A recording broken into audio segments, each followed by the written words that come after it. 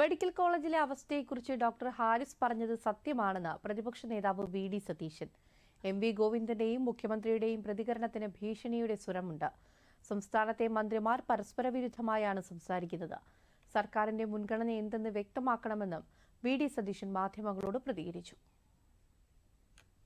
പരസ്പര വിരുദ്ധമായിട്ടാണ് ഇവരെല്ലാവരും സംസാരിക്കുന്നത്.